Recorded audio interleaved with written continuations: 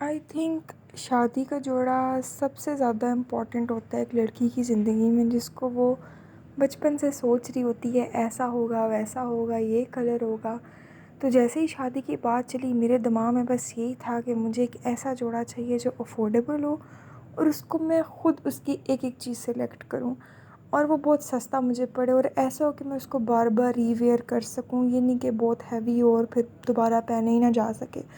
तो उसके लिए हम लोग गए रापी सेंटर और यहाँ पे जाते ही ये वाले जो भैया थे इनको मैंने सब चीज़ें समझाई कि ये वाला कलर होना चाहिए, इस तरह का इसका डिज़ाइन हो। मुझे बेसिकली नीचे लहंगा चाहिए था और उसके ऊपर जो लॉन्ग फ्रॉक्स होते हैं मुझे वो चाहिए था। उनको मैंने सब चीज़ें समझाई, उन्होंने हाँ हूँ करके हर चीज़ हमारी बताई हुई कीमत में ओके कर दी। मैं भी बड़ी खुश की, वो डिज़ाइन था जो मैं चाहती थी कि हो, बस अड्डा वर्क थोड़ा लाइट रखना था इसके अंदर। लेकिन जब सिल के आया तो भाई साहब ना पूछो।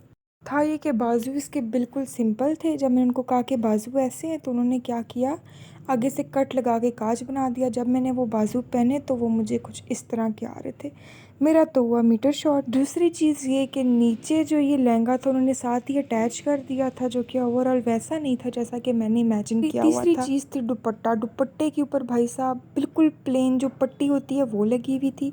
फिर मैंने भाभी से कहा कि यार काम तो ख़राब हो गया जनाब। ये शादी से 2 दिन पहले की बात है, जब ईद का चौथा दिन है, सारी मार्केट्स बंद हैं। हम लोग भागते हैं बाज़ार की तरफ, एक लैसों वाली दुकान खुली होती है, मुझसे जाते हैं मोतियों वाली लैस लेते हैं।